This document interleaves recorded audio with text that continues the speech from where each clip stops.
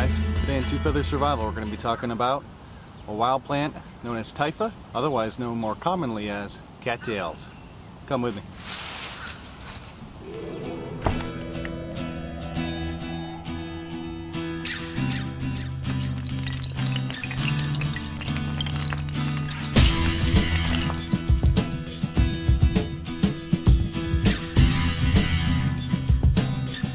So here we are in the marshlands, and we're going to talk today about a plant called Typha, which is the species of the plant.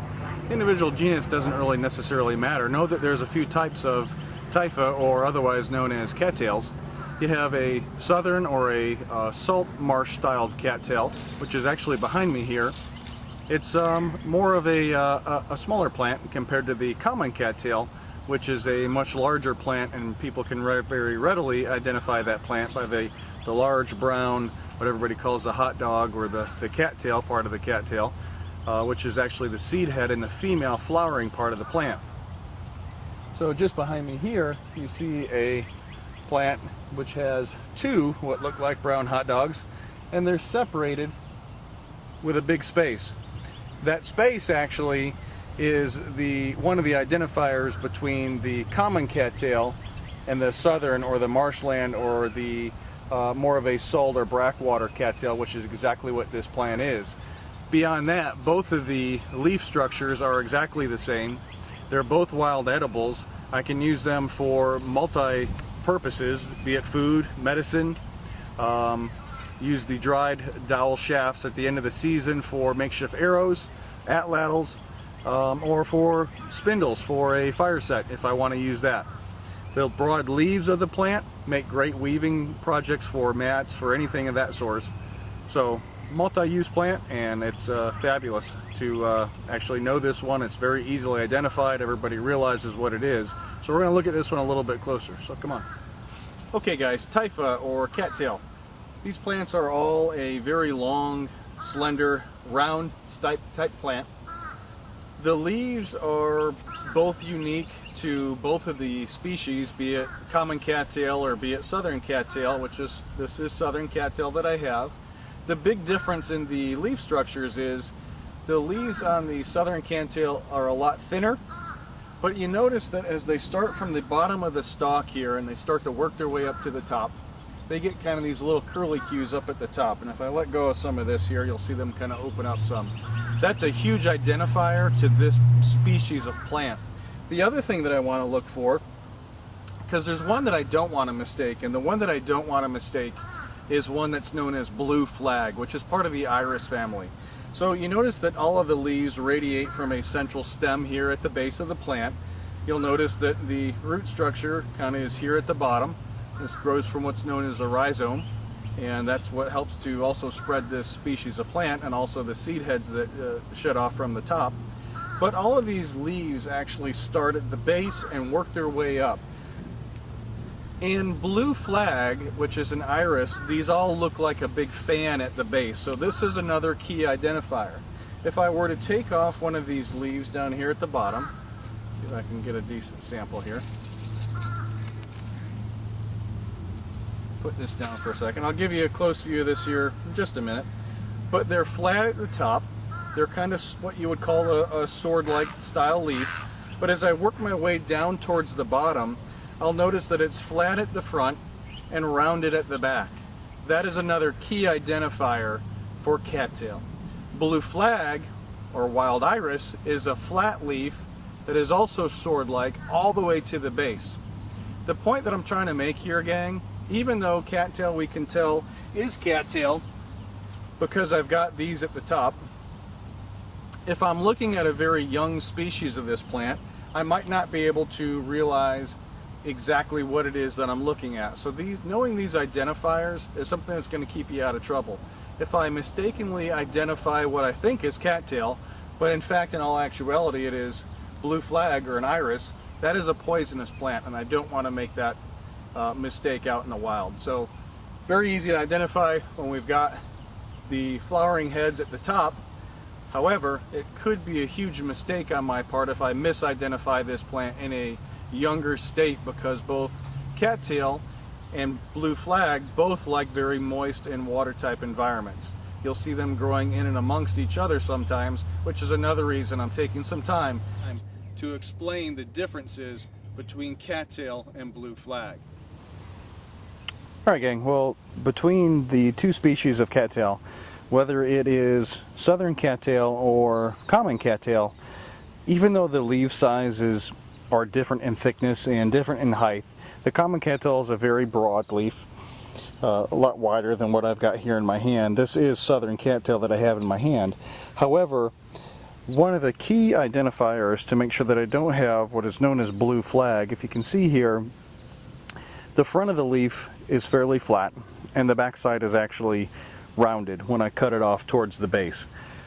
If this was blue flag is a very flat leaf throughout the entire length, which the cattail leaf is not. It gets flat as I get up towards the tip of it. It is a what you would call a spear-like or a sword-like style leaf, but it is very flat here at the end.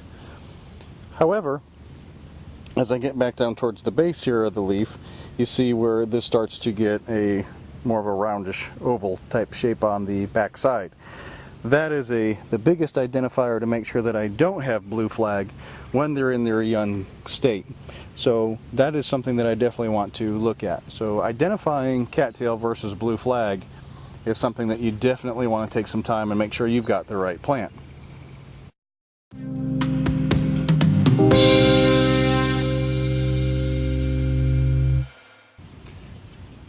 Another identification factor that I want to take a look at today.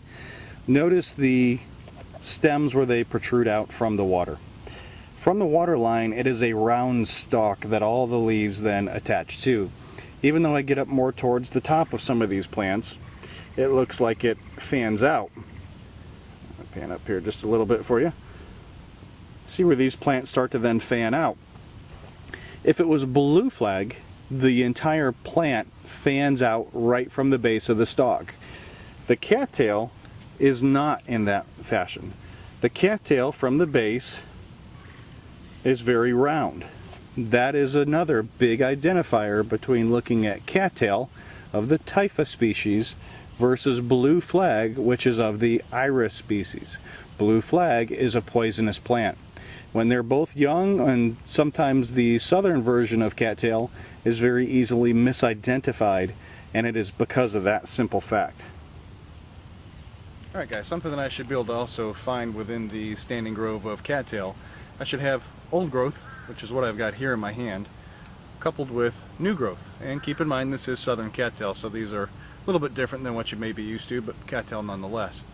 So old growth, I've got all of the fuzz here that makes for great insulation for clothing, for bedding.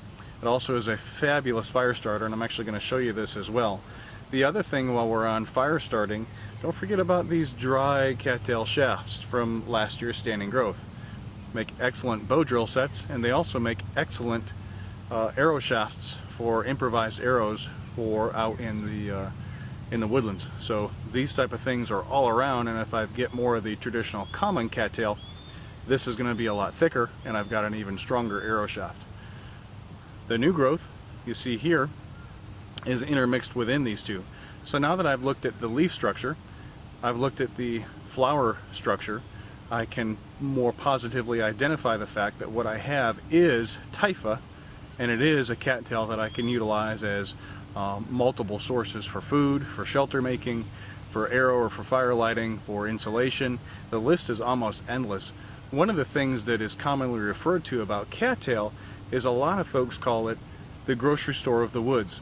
And when you look at all of the uses that this plant can give me, it makes a lot of sense when I start really looking into the uses for cattail. The possibility in cattail is just limitless. So it's definitely a plant that you should take some time, learn about, and make sure that you know how to properly identify it in various stages of growth. And we've looked at a few things already today. Okay guys, I wanted to give you a bit of a closer view so we can talk about some of these differences between cattail. Again, the species that I have here is what's referred to as southern cattail. It is typically a more salt saline environment cattail, and that is one of the big differences. However, other than the flowering heads at the top, where I have the male head separated farther away from the female head, which you see here. I'm trying to keep these in both camera view here. So again, this is the male head, and I have the female head here, and I have this space. That is a very common identifier for southern cattail. The more northerly cousin of this version of cattail, the female parts and the male parts are actually all contained within the same flowering head. You don't have this separation. Sometimes you'll see where it kind of starts wide here at the end and then narrows in and then starts wide again. That actually is the separation that you're seeing here in common cattail, but it's just not as pronounced as it is with the version that I have here of southern cattail. Again, you see the leaf structure here. The leaves are kind of curly here at the ends, and they're very flat. As I get more towards the base, they are flat on the inside and rounded at the outside, and you can see that even more plainly as you get to a larger species like common cattail. Now, a couple points to talk about here with the different parts. This isn't actually an edible if I was earlier in the season. If this was green, it almost looks like a green corn on the cob. That's almost what it tastes like. You can roast it or boil it just like corn on the cob. With the southern cattail, with the male portion of the plant here, where this is all coming off right now, all of these are part of the seed. They actually are very laden with pollen, and I'll show a clip of that here in just one second. But that pollen I can actually collect in a bag or on any type of collection device that I have, and I can utilize that pollen as a flour extender for cooking. Actually, there's some fabulous recipes out on the various internet sources of people making waffles and pancakes from cattail flour, and that is a great other use for this plant. This portion, after this piece goes away, this portion becomes the seed pod and also makes a fabulous tinder, and it's usually very dry tinder. With one spark from a ferro rod, it will go up like gasoline almost. And the other good use for this part here as well, once it's gone to seed, is I can actually utilize that as insulation for bedding or insulation in clothing if I was in a cold weather environment. If I shake this, hopefully you'll see some of the pollen falling off from there. That pollen you can also collect to utilize that as a flower. So got a little bit late here in the season, but if we were a little bit closer to when this was actually in season and still growing, I could also take that male part of the flower head here and eat that and roast that just like corn on the cob.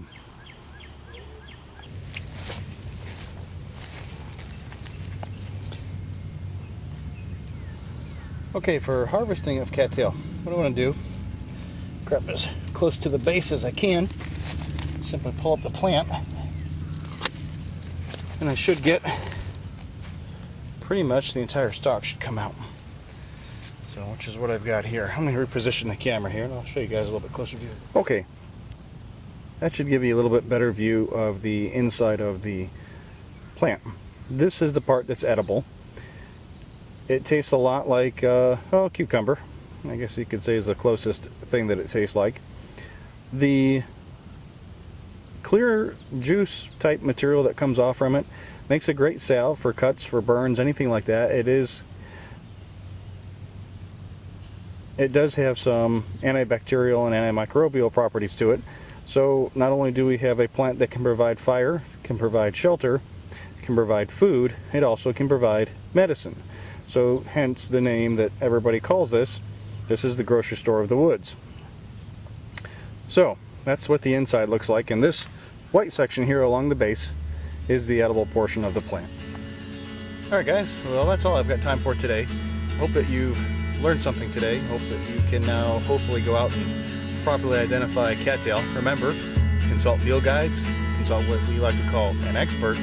Make sure that you are identifying the right plant, because failure in this one to misidentify a plant is big. Cattails is fairly easy to identify as long as I've got an old standing grove, But I also always want to check the leaves and make sure that I'm not identifying a bit of blue flag that perhaps might be growing in or alongside what I have already identified as a cattail grove. That would be a big mistake. That was one that I don't want to do. So, consult 3 field guides. Consult what we like to call an expert. Make sure that you are identifying the proper plant. When you've properly identified this plant, well, then you got a good one to work with. It's tasty, it provides food, provides shelter, provides fire, provides hunting implements, and it also provides medicine.